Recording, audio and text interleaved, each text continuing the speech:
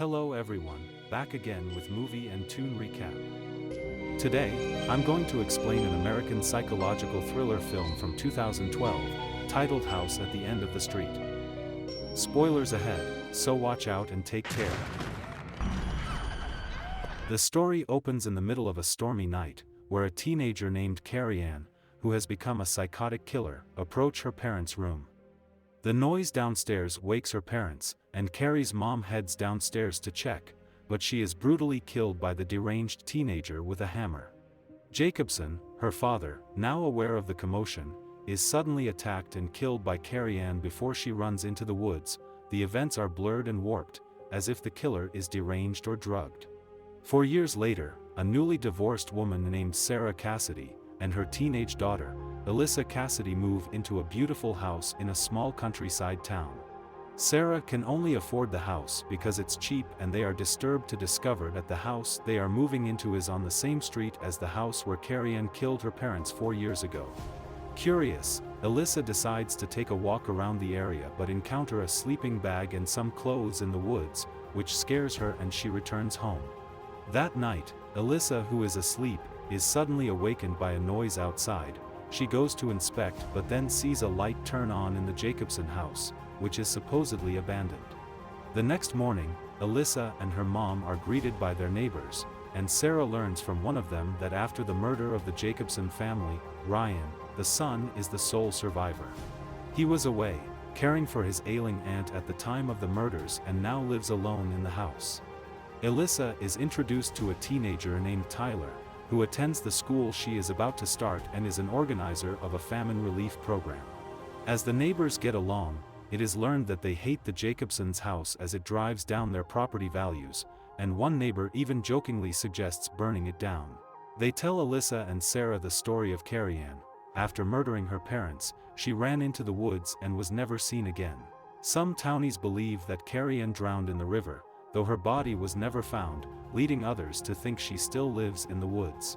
On their way home, Elissa hears a noise coming from the woods and someone is seen watching her. The next day at school, Elissa is invited by Tyler to a famine relief program, but she declines because she plans to have a movie night with her mom. After learning that her mom will be on a night shift, Elissa accepts Tyler's invitation to the program. However, the program turns out to be different from what Elissa expected, and while everyone else is enjoying themselves, Elissa goes to a room to be alone. However, Tyler joins her soon and tries to force himself on Elissa, but she gets annoyed and leaves. As she walks along the dark road to her house, a thunderstorm begins and soon, a car approaches her.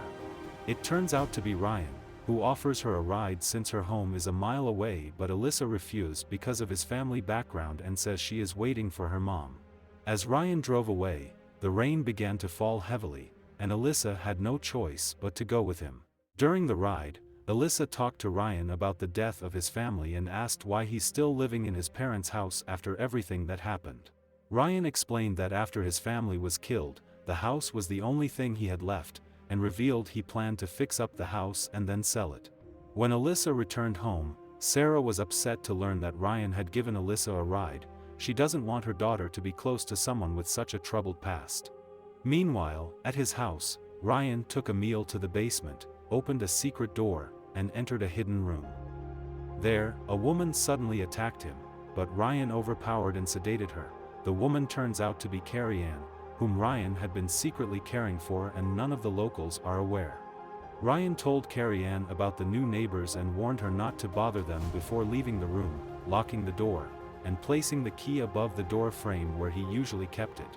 The next day at school, Elissa met her new friend Jillian, whom she had helped after Jillian got drunk at a party.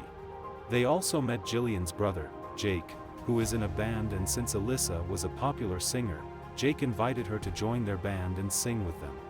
Meanwhile, at her workplace, Sarah meets a local police officer, Bill Weaver, who was Ryan's only supporter. Sarah asked Bill about Ryan, expressing concern about his troubled background and her daughter's growing closeness to him. Bill reassured her that Ryan had never caused any problems and was well liked by the locals, which gave Sarah some peace of mind. Elissa visited Ryan at his house and offered him a CD containing her songs after learning that Ryan loves listening to her music.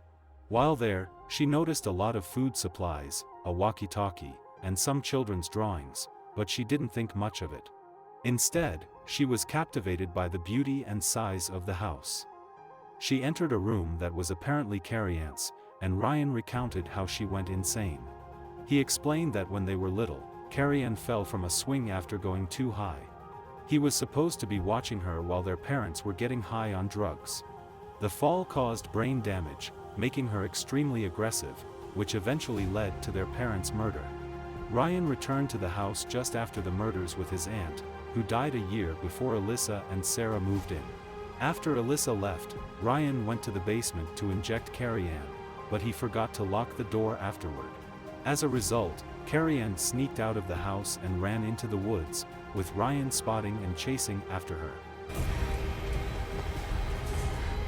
Elissa, who is at home alone, didn't notice Carrie-Ann's presence and suddenly, she heard a rattling noise outside. She went to check but found no one, and then, Jillian startled her from behind. As the teens went inside, the source of the rattling was revealed to be Ryan holding down Carrie-Ann. The next morning, Sarah invited Ryan over for dinner so they could get to know each other better, which Elissa finds strange since her mother had been against him. During dinner, Sarah asked Ryan many awkward questions while drinking a lot of wine, and Elissa brought up the topic of Sarah's divorce. When Sarah left the room to get dessert, Ryan thanked Elissa for being the first person to invite him over since the murders. Suddenly, Sarah instructed Ryan and Elissa not to be alone together, either at his house or theirs, if she wasn't with them. Sarah was worried for her daughter, a high school student, spending time with Ryan, a college student. Ryan respected the rule but left immediately afterward, making Elissa angry at her mom for her rude behavior. The next day at school, Elissa, still mad at her mom for treating her like a child, ran into Ryan.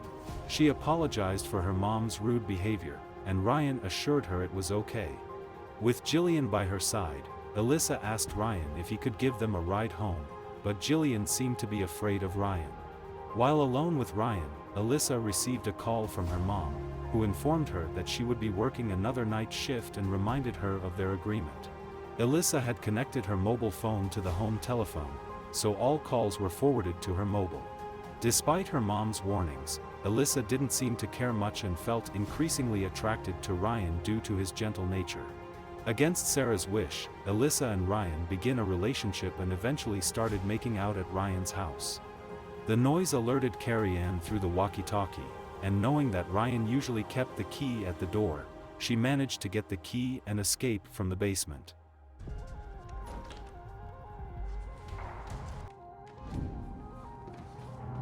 Ryan noticed Carrie-Ann carrying a knife and angrily tells Elissa to leave before chasing after Carrie-Ann, who had run into the woods.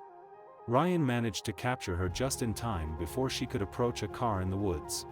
During the struggle, the noise alerted the couple in the car, and Ryan accidentally killed Carrie-Ann by snapping her neck while trying to keep her quiet and hidden. Grief over Carrie-Ann's death, Ryan placed her corpse in the back of his car and drove off. Later, he visited a diner where a kind waitress named Peggy Johns attempts to comfort him by giving him a slice of cake and tea. Ryan then called Elissa to apologize for his behavior the previous night, explaining that he didn't know what came over him and express his desire to see her again. Elissa took the opportunity to invite Ryan to the Battle of the Bands.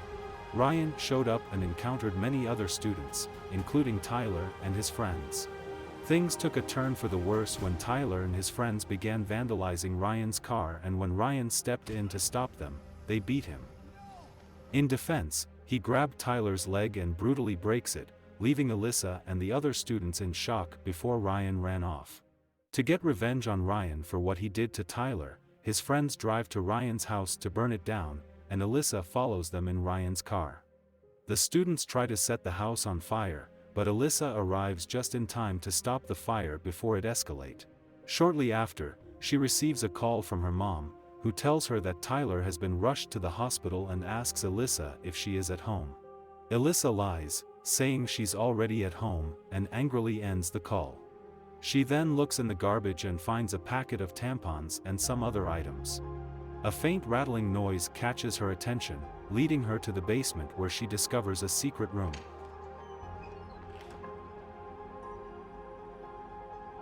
Upon entering, she finds the room empty but is suddenly attacked by a girl named Carrie Ann. Ryan arrives just in time, restrains Carrie Ann, and tells Elissa to leave the basement. Back in the kitchen, while trying to make sense of the situation, Elissa finds a blue contact lens and a purse with a student ID belonging to Peggy Johns on the counter. Ryan enters the kitchen and makes her promise not to tell anyone about Carrie Ann, to which Elissa agrees. As she tries to leave, Ryan bashes her head against the door, rendering her unconscious and causing her to drop her phone.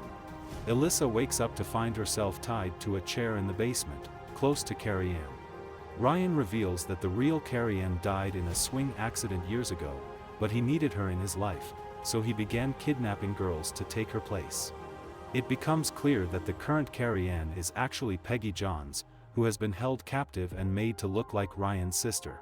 Ryan knocks Peggy out and tells Elissa he will make her his new Carrie Ann before leaving, and it becomes apparent that the first Carrie Ann was another victim trying to escape from Ryan. Meanwhile, Bill Weaver decides to visit Ryan to hear his side of the story after Tyler's parents report him. Concerned about Elissa, Sarah tries to call her but gets no response, and she realizes that Elissa has been forwarding her calls.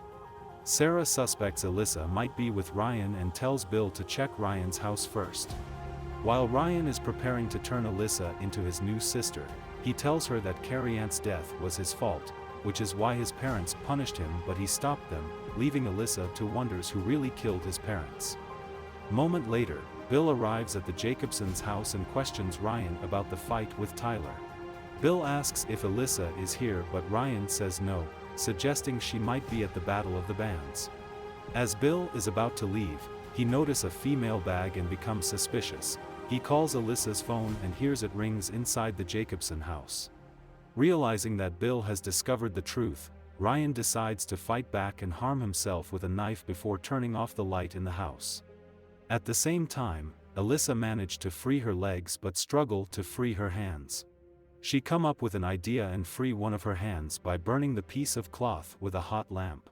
Officer Bill enters the Jacobson house with his gun and begins searching for Ryan. As he approached the basement, Ryan suddenly appears behind him and shoves him down the stairs, causing Bill to break one of his legs and drop his gun. Bill, revealing that he had always defended Ryan and adopted him after his sister's death, tries to reason with him. Enraged, Ryan attacks and stabs Bill multiple times, leading to his demise. Afterward, Ryan heads to the hidden room to continue his work but finds Elissa missing. Suddenly, Elissa attacks Ryan from behind, locks him in the room, and tries to escape from the basement. However, she discovers that the basement door is also locked. Seeing Bill's lifeless body, Elissa is forced to flee to the garage, only to find that door locked as well, and she eventually hides in one of the cars.